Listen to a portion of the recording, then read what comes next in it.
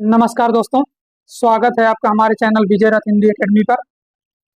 तो कल हम लोगों ने क्या देखा था, जैन साहित्य का परिचय, और उसमें हम देख रहे थे शालिभद्र सूरी को। तो आज की क्लास में हम बढ़ते हैं शालिभद्र सूरी जी के साथ आगे।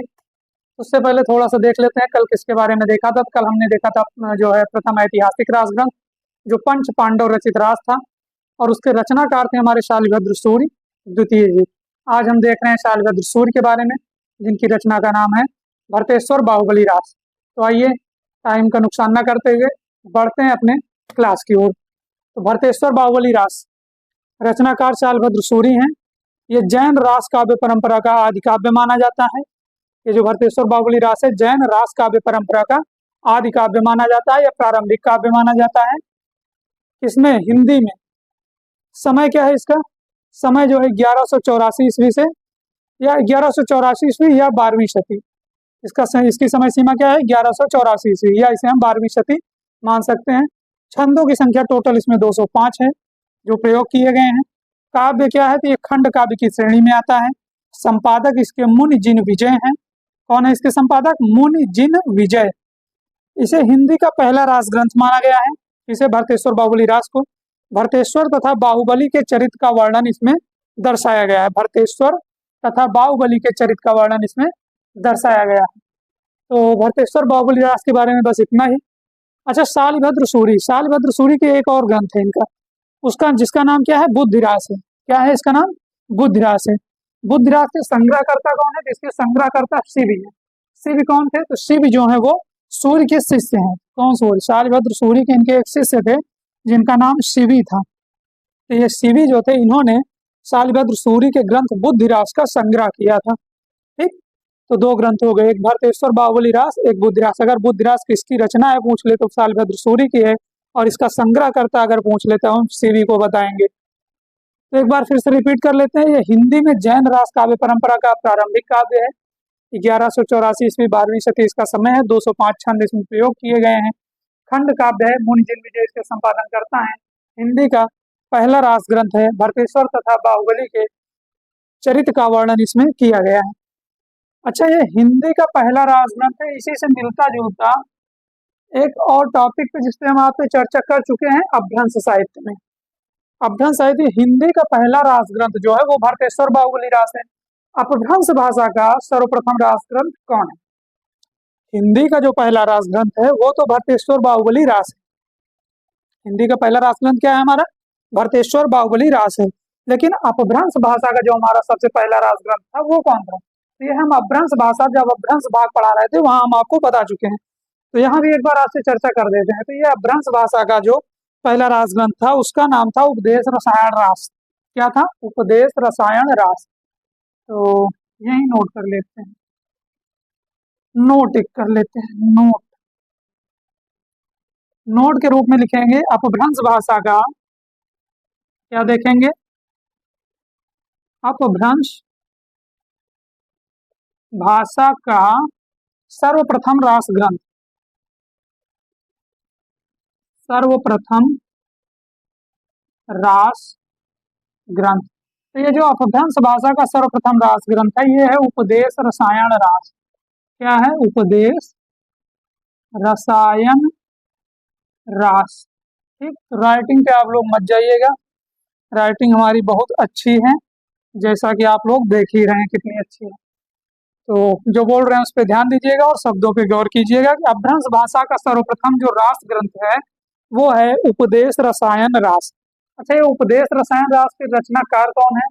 तो ये आप लोग कमेंट में जरूर बताएंगे। उपदेश रसायन रास ये जो ग्रंथ था, जो अपभ्रंश भाषा का सर्वप्रथम रास ग्रंथ माना जाता है, इसके रचनाकार कौन थे ये आप लोग कमेंट में जरूर बताएंगे। ठीक, उपदेश रसायन रास। अच्छा, अपभ्रंश भाषा का प्रथम रास ग्रंथ तो ये हो गया, लेकिन अपभ्रंश भाषा का ही जो दूसरा, अपभ्रंश भाषा का दूसरा रास या रासक ग्रंथ, दूसरा रास या जो रासक ग्रंथ था वो क्या था? वो था संदेश रासक। क्या था वो? वो था हमारा संदेश रासक। संदेश रासक। क्या था? संदेश रासक। अपभ्रंश भाषा का दूसरा रास या रासक ग्रंथ क्या था? संदेश रासक। संदेश रासक के रचनाकार कौन थे? इसे भी आप लोग कमेंट में जरूर बताएंगे, संदेश रासक के रचनाकार कौन है। ठीक, संदेश रासक के जो रचनाकार हैं इनके बारे में आप कमेंट में जरूर बताएंगे, इसे हम पहले देख भी चुके हैं। अच्छा, ये जो संदेश रासक है ये अपभ्रंश भाषा का तो दूसरा रासक ग्रंथ था, लेकिन पहला धर्मेतर रास ग्रंथ था, किसी मुसलमान कवि द्वारा रचित यह पहला हिंदी ग्रंथ है, और ये पहला धर्मेतर रास ग्रंथ भी माना जाता है। क्या? संदेश रासक। तो जान ही गए होंगे इसके रचनाकार कौन है, कमेंट में जरूर बताइएगा। तो यहाँ के लिए बस इतना ही, ये जो था ये एक्स्ट्रा था जिसे पढ़ चुके थे। बस ये है कि यहाँ चर्चा हो गई कि हिंदी का अगर पहला रास ग्रंथ हमारा भरतेश्वर बाहुबली रास है, तो अपभ्रंश भाषा का जो पहला रास ग्रंथ था वो था उपदेश रसायन दास, और अपभ्रंश भाषा का जो दूसरा रास ग्रंथ है वो संदेश रासक। संदेश रासक जिसे पहला धर्मेतर रास ग्रंथ भी माना जाता है। और अगर हिंदी जैन रास काव्य परंपरा का पहला ग्रंथ या आदि काव्य प्रारंभिक काव्य पूछ लिया जाए तो इसे हम बताएंगे भरतेश्वर बाहुबली रास को। उम्मीद है कि कंफ्यूजन आपकी दूर हो गई होगी अपभ्रंश भाषा से, और ये हिंदी के पहले रास ग्रंथ से, हिंदी के पहले जैन रास काव्य परंपरा के प्रारंभिक काव्य से रिलेटेड टॉपिक से। तो बढ़ते हैं आज के अगले रचनाकार की ओर।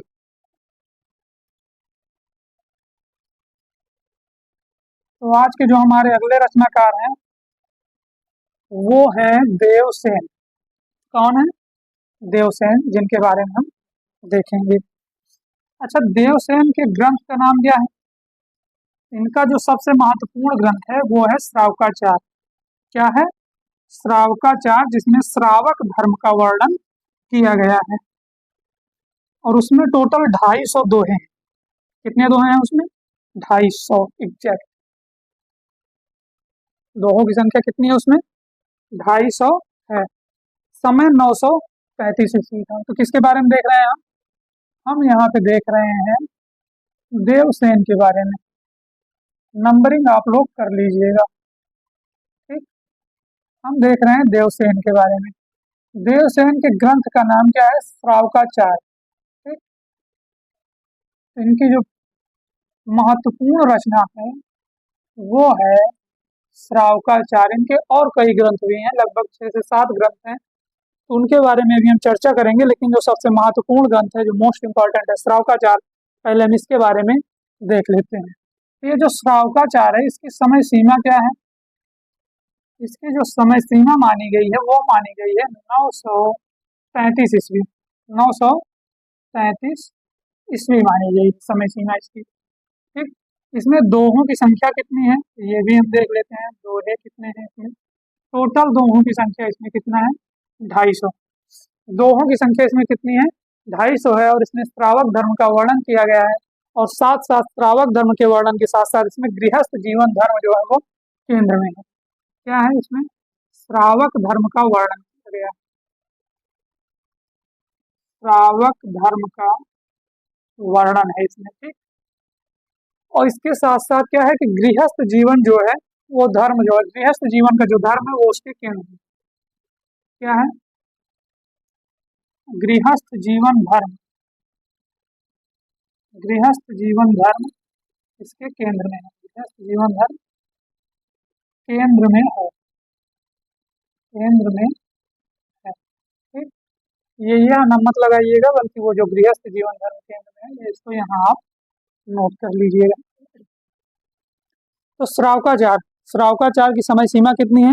933 ईस्वी है। टोटल 250 दोहे हैं इसमें।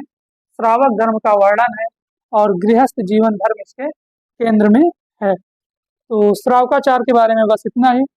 देखते हैं इनकी अगली रचना। तो अगली रचना जो है वो है नय चक्र। क्या है? जिसे नय चक्र के नाम से जाना जाता है। नय चक्र का एक और नाम है जिसे हम लघु नय चक्र के नाम से भी जानते हैं। लघु नय चक्र। तो ये जो लघु नय चक्र है ये अभी किसकी रचना है? चाहे नय चक्र पूछे या लघु नय चक्र पूछे, तो ये दोनों रचनाएं एक ही हैं। और ये किसकी हैं? ये जो रचनाएं हैं वो हमारे देवसेन की। ठीक, नय चक्र या लघु नय चक्र। अगली जो इनकी रचना है वो है इनका वृहद नय चक्र। क्या है? वृहद नय चक्र। ठीक, क्या है? बृहद नय चक्र। तो एक श्रावकाचार हो गई, एक नय चक्र, लघु नय चक्र हो गई, और एक बृहद नय चक्र है। बृहद नय चक्र के बारे में हम देख लेते हैं। बृहद नय चक्र, इसकी रचना माइल धवल ने की, जबकि यह ग्रंथ भी देवसेन के नाम से प्रसिद्ध हुआ। अच्छा, ये बृहद नय चक्र, ये जो रचना है, इसकी रचना जो की है वो की है माइल धवल ने। बृहद नय चक्र के जो वास्तविक रचनाकार, बृहद नय चक्र के रचनाकार कौन है? माइल धवल। बृहद नय चक्र के जो रचनाकार हैं वो हैं माइल धवल। ठीक, बृहद नय चक्र के जो रचनाकार है वो माइल धवल है, जबकि यह ग्रंथ, कौन ग्रंथ? ये जो बृहद नय चक्र है, यह भी देवसेन के नाम से माना जाता है कि यह देवसेन का ग्रंथ है। वास्तविक रचनाकार इसे कौन है? माइल धवल है, जबकि यह देवसेन के नाम से प्रसिद्ध है। जबकि यह देवसेन के नाम से प्रसिद्ध है, देवसेन के नाम से प्रसिद्ध है। ठीक, बृहद नय चक्र। तो श्रावकाचार 933 ईस्वी 250 है, श्रावक धर्म का गृह जीवन धर्म केंद्र में है। नय चक्र या लघु नय चक्र जिसकी देवसेन की है, इसी से मिलती जुलती रचना एक बृहद नय चक्र है, जिसके रचनाकार तो माइल धवल ने, मूल रचनाकार जिन्होंने इसकी रचना की, लेकिन यह देवसेन के नाम से प्रसिद्ध है कि यह देवसेन का ग्रंथ भी माना जाता है। ठीक, अच्छा, देख लेते हैं बृहद नय चक्र के बारे में थोड़ा डिटेल से। इसके बारे में, बृहद नय चक्र के बारे में।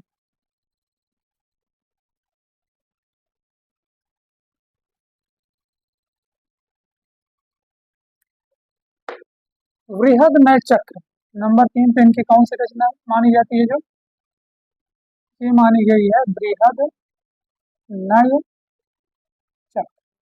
ये जो बृहद नय चक्र है, रचनाकार कौन है? तो हमने देख ही लिया कि रचनाकार इसके माइल धवल हैं, और ये देवसेन के नाम से भी प्रसिद्ध है। अच्छा, बृहद नय चक्र जो है, इसका हम देखेंगे वास्तविक नाम। क्या देखेंगे? वास्तविक नाम। तो वास्तविक नाम इसका क्या था? दब्ब सहाव पयास। वास्तविक नाम था इसका दब्ब सहाव पयास। दब्ब सहाव पयास। दब्ब सहाव पयास के नाम से कौन सी रचना जानी जाती है? बृहद नय चक्र जो है ये जानी जाती है, या इसे हम कहेंगे द्रव्य स्वभाव प्रकाश। द्रव्य स्वभाव प्रकाश। ठीक, द्रव्य स्वभाव प्रकाश। ठीक, तो बृहद नय चक्र का वास्तविक नाम क्या है? दब्ब सहाव पयास है। मूल रचनाकार माइल धवल है, जबकि यह देवसेन के नाम से भी प्रसिद्ध है। और वास्तविक नाम दब्ब सहाव पयास है या द्रव्य स्वभाव प्रकाश। पहले यह मूलतः दोहाबंद में था। पहले यह किसमें था? पहले यह दोहाबंद में था। पहले जो इसकी रचना हुई थी वो किसमें थी? दोहाबंद में था। ठीक, पहले इसकी रचना जो हुई थी वह दोहाबंद। अच्छा, दोहाबंद में था तो यह किस भाषा में था? दोहाबंद में या अपभ्रंश भाषा में था? अपभ्रंश भाषा में या दोहाबंद में था। बाद में किसी के कहने से, बाद में किसी के कहने से, बाद में किसी के कहने से, बाद में किसी के कहने से माइल धवल ने, किसने? माइल धवल ने, बाद में किसी के कहने से माइल धवल ने गाथा बंद, क्या कर दिया इसे? गाथा बंद। अच्छा, गाथा बंद किया तो किस भाषा में कर दिया इसे? जब गाथा में किया तो प्राकृत भाषा में। किसमें कर दिया? प्राकृत भाषा। प्राकृत भाषा में कर दिया। प्राकृत भाषा में कर दिया। ठीक, यहाँ आप लोग कर देंगे क्या? अपभ्रंश भाषा। जो नोट्स बना रहे हैं वो कर देंगे अपभ्रंश भाषा। ठीक, यहाँ पे दोहाबंद के बाद, तो पहले या दोहाबंद में था, दोहाबंद में था तो अपभ्रंश भाषा में था। बाद में किसी के कहने से माइल धवल, किसने? माइल धवल ने इसे किसमें कर दिया, गाथाबंध ने कर दिया। और गाथाबंध ने जब इसको किया तो किस भाषा में किया, तब इसे प्राकृत भाषा में कर दिया। पहले अपभ्रंश में था, बाद में यह प्राकृत भाषा में कर दिया गया। तो यहीं पे भी देख लेते हैं, और या यहाँ नोट भी लिख सकते हैं, नोट की इसकी जो पहले भाषा थी, पहले जो इसकी भाषा थी वो थी अपभ्रंश। पहले भाषा क्या थी इसकी, अपभ्रंश थी। और ये जो बाद में हो गई, बाद में किस भाषा में हो गया, तो बाद में प्राकृत भाषा में हो गया। अपभ्रंश या इसी अपभ्रंश को हम पुरानी हिंदी के नाम से भी जानते हैं। अपभ्रंश को ही किस नाम से जाना जाता है, पुरानी हिंदी। और अपभ्रंश को पुरानी हिंदी किसने कहा है, ये आप हमें कमेंट में जरूर बताएंगे। अपभ्रंश को पुरानी हिंदी किसने कहा, ये हम पढ़ चुके हैं। ठीक, तो ये था बृहद चक्र। ठीक, बृहद चक्र में क्या था कि ये वस्तुतः माइल धवल की रचना थी। ये देवसेन के नाम से प्रसिद्ध है। और ये जो इसका वास्तविक नाम क्या है, द्रव्य स्वभाव प्रयास है, या द्रव्य स्वभाव प्रकाश के नाम से भी जाना जाता है। पहले यह दोहाबंद में था, दोहाबंद में था तो भाषा इसकी अपभ्रंश थी। बाद में किसी के कहने से माइल धवल ने इसे गाथाबंध में कर दिया, और जो गाथाबंध में किया तो इसकी भाषा प्राकृत कर दी। तो यहाँ भी लिख सकते हैं, या इसे पहले भाषा इसकी क्या थी, अपभ्रंश थी। अपभ्रंश या पुरानी हिंदी थी, बाद में इसकी भाषा क्या हो गई, अपभ्रंश हो गई। ठीक, तो ये था तीसरा ग्रंथ। आगे बढ़ते हैं इनके अगले ग्रंथ की ओर।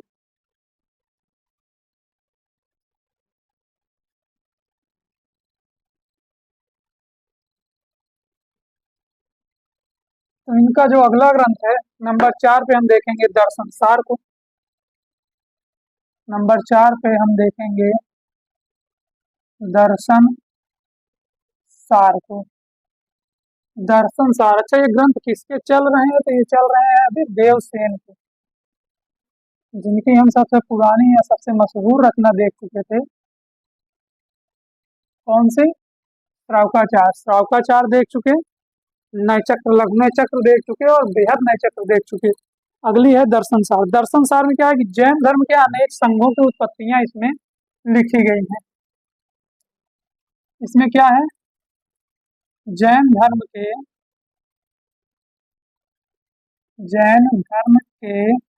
अनेक संघों की उत्पत्तियां लिखी गई। अनेक संघों की उत्पत्तियां लिखी गई, लिखी गई। ठीक, जैन धर्म के अनेक संघों की उत्पत्तियां या उत्पत्ति लिखी गई है। किसमें लिखी गई है, दर्शन सार में। अच्छा, ये जो अनेक संघों की जो उत्पत्तियां लिखी तो गई, लेकिन इनको नाम क्या दिया गया, इनको जो नाम दिया गया वो दिया गया था जैनाभास। क्या नाम दिया गया था, जैनाभास के नाम से जाना गया। जैनाभास के नाम से जैनाभास नाम दिया गया, जैनाभास नाम दिया गया। ठीक, जो जैन धर्म के अनेक संघ की उत्पत्ति लिखी गई, इसको नाम क्या दिया गया, जैनाभास नाम दिया गया। तो दर्शन सार के बारे में बस इतना ही कि जैन धर्म की इसमें अनेक संघों की उत्पत्तियां लिखी गई, और जो उत्पत्तियां लिखी गई वो किस नाम से जानी गई, तो जो है जैनाभास के नाम से जानी गई। देख लेते हैं इनकी अगली रचनाओं के बारे में। तो नंबर 5 पे इनके दर्शन सार के बाद जो अगली रचना है वो आएगी आराधना सार। आराधना सार। अगली जो इनकी रचना है वो आएगी तत्व सार। और इनकी जो अगली रचना है वो है भाव संग्रह। और इनकी अगली और जो लास्ट रचना है वो है सावय धम्म दोहा। 8 नंबर पे है सावय धम्म दोहा। सावय धम्म दोहा, ये किसकी रचना है, ये जो है देवसेन की रचनाएं हो गई। क्या क्या हो गई इनकी रचनाएं, श्रावकाचार हो गई, नय चक्र या बृहद नय चक्र हो गया, और नय चक्र या लघु नय चक्र हो गया। नय चक्र को लघु नय चक्र, लघु मतलब छोटा, छोटे चक्र, लघु नय चक्र के नाम से किसे जाना गया, तो नय चक्र को जाना गया। अगली रचना जो थी वो बृहद नय चक्र थी, जिसके वास्तविक रचनाकार माइल धवल थे, और वो देवसेन के नाम से प्रसिद्ध थी, और उसके बारे में हम लोगों ने देख ही लिया। नंबर 4 पे इनका हो गया दर्शनसार, जिसके बारे में हमने देखा है कि जैनाभास के नाम से दिया गया। किसको दिया गया? दर्शनसार को दिया गया। क्वेश्चन बन सकता है किस ग्रंथ को इनके जैनाभास के नाम से जाना जाता है। तो जैनाभास के नाम से जाना जाने वाला ग्रंथ कौन है? तो इनका दर्शनसार है। और जो अगला ग्रंथ है वो इनका आराधना सार, तत्वसार, भाव संग्रह, और लास्ट है इनका सावय धम्म दोहा। तो ये थे आज के हमारे रचनाकार देवसेन महोदय। तो देवसेन की रचनाएं होती हैं यहीं से समाप्त।